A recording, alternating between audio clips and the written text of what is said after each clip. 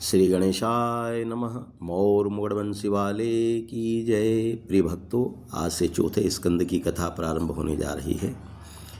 सती का बीच यज्ञ, दक्ष प्रजापति के तनु त्याग करना व पार्वती नाम से हिमाचल पर्वत के यहाँ जन्म लेना व ध्रुव भक्त व राजा पृथु की कथा। अत्रि मुनि का उत्पन्न होना व तप करना व अत्रि मुनि के यहाँ चंद्रमा व दत्तात्रेय व दुर्वासा का जन्म लेना।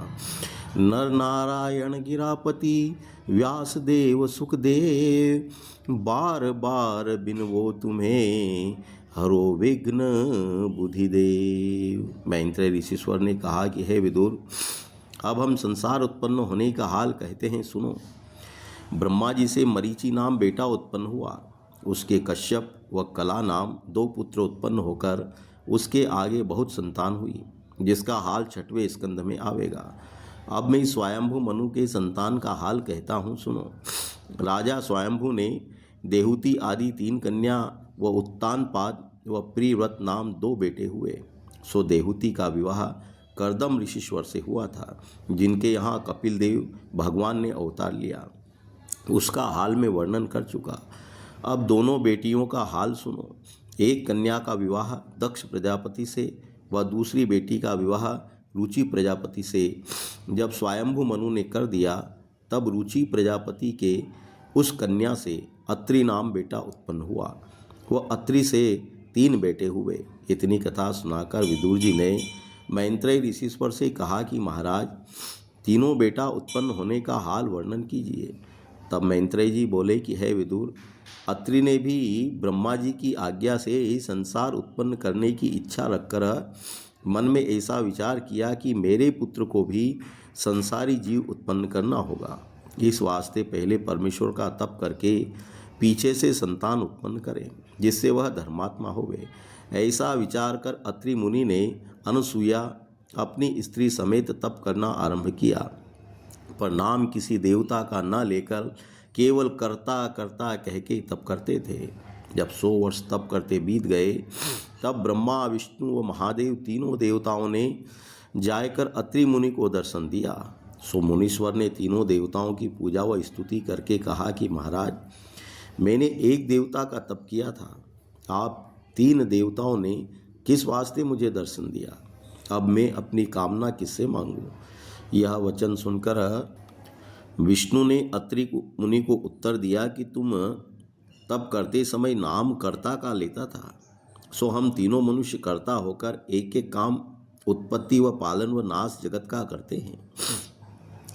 वह हम लोगों ने आदि ज्योति निरंकार की महिमा से जन्म पाया है, और वह निर्गुण निरंकार कुछ रूप व रेखा न रखकर किसी को अपना दर्शन नहीं देते। वह उन्हें कोई आँख से देखने नहीं सकता, पर सब काम जगत का उनकी आज्ञा अनुसार होकर हम लोग अपने अपने काम पर, जिसका वर्णन ऊपर हो चुका है, उनकी ओर से वर्तमान है। जो तुझे इच्छा हो सो हम लोगों से वरदान मांग, तुझको देवेंगे। यह वचन सुनते ही अत्रि मुनि ने दंडवत करके उनसे कहा कि महाराज, मैं पुत्र भाग्यवान व धर्मात्मा चाहता हूँ। तब ब्रह्मा व विष्णु व महादेव जी अत्रि मुनि को उनकी इच्छा पूर्वक वरदान देकर अपने अपने लोक में चले गए। वह अत्रि मुनि के यहाँ दत्तात्रेय, विष्णु भगवान की कृपा व दुर्वासा महादेव के आशीर्वाद व चंद्रमा ब्रह्मा की दया से तीनों पुत्रों ने जन्म लिया। उसमें दुर्वासा बड़े क्रोधी, आँख खोले उत्पन्न हुए। सो दुर्वासा व चंद्रमा व दत्तात्रेय से बहुत संतान हुई कि उनका नाम संस्कृत भागवत में लिखा है। इतनी कथा सुनाकर मैत्रेय ऋषीश्वर ने कहा कि हे विदुर, हाल संतान दूसरी कन्या स्वयंभू मनु का भी, जो रुचि प्रजापति से विवाही गई थी, तुमको सुनाया। अब तीसरी बेटी जो दक्ष प्रजापति से विवाही थी, उसके संतान का हाल सुनो। दक्ष प्रजापति के उस स्त्री से 60 लड़की उत्पन्न होकर उनमें सती नाम कन्या का विवाह महादेव जी से हुआ था। दक्ष प्रजापति का महादेव जी से बुरा मानना व महादेव जी को शाप देना।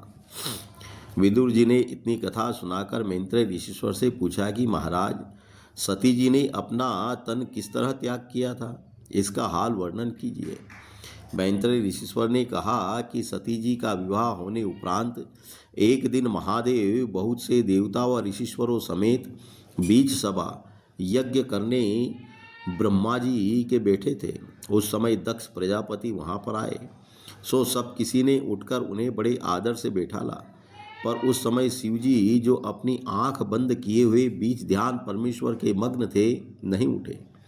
वह उन्होंने दक्ष प्रजापति को दंडवत भी नहीं किया।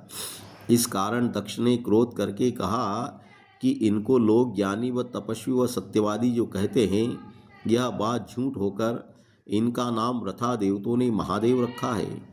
हमने भूलकर ब्रह्मा के कहने से अपनी बेटी का विवाह महादेव से जो एक लोकपाल तुल्य है किया। ये इस विवाह योग्य नहीं थे। मेरी कन्या विवाहने से देवताओं में इनकी प्रतिष्ठा अधिक होकर इन्हें ऐसा अभिमान उत्पन्न हुआ कि मेरे दामाद होकर मुझे दंडवत भी नहीं करते। मैंने इस सती कन्या महासुंदरी व मृगलोचनी इस तरह पर महादेव भूतों के राजा जो दिन रात शमशान में बैठे रहते हैं विवाह दिया। जिस तरह कोई मनुष्य शूद्र को वेद पढ़ावे व दुर्वचन कहने उपरांत दक्ष प्रजापति ने उसी सभा में खड़े होकर ब्रह्मादिक देवता और ऋषिश्वरों के सामने शिवजी को ऐसा शाप दिया कि आज से कोई यज्ञ में महादेव का भाग न निकाले। शिवजी ऐसा शाप सुनने पर भी कुछ उत्तर न देकर उसी तरह चुपचाप बीज ध्यान परमेश्वर के बैठे रहे।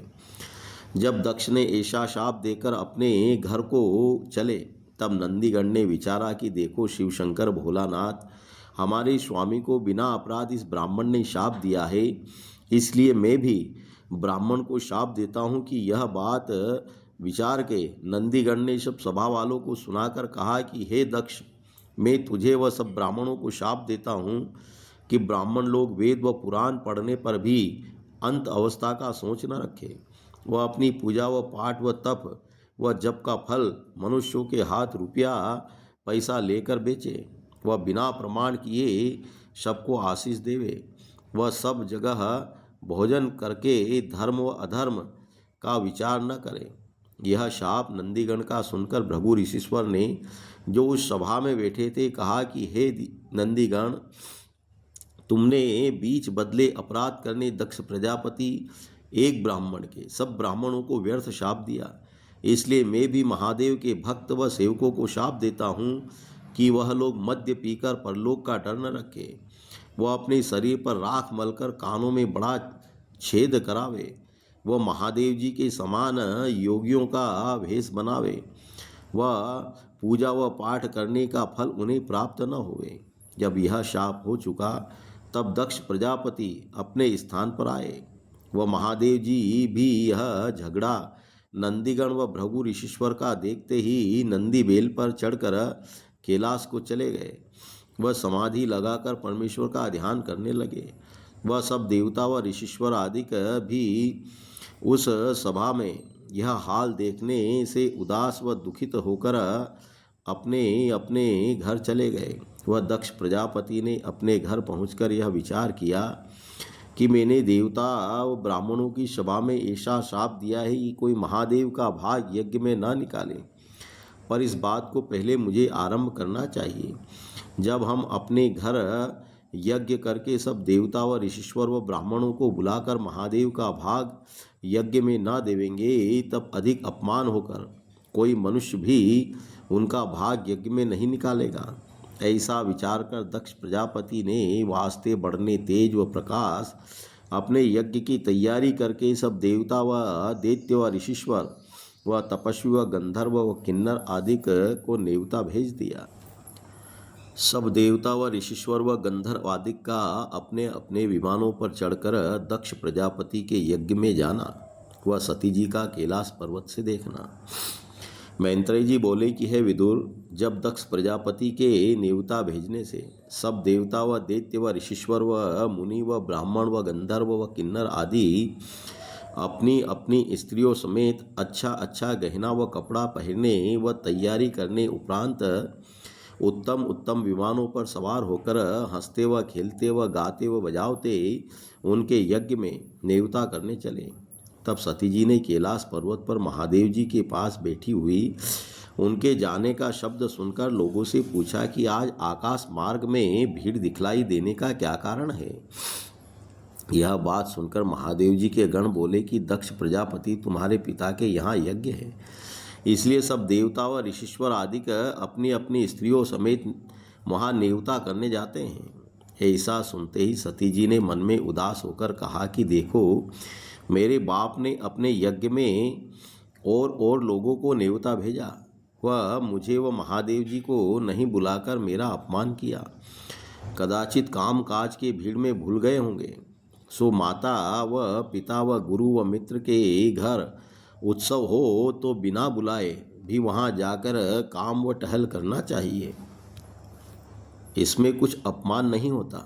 इसलिए वहाँ जाकर सबसे भेंट करके वह आनंद देखना उचित है।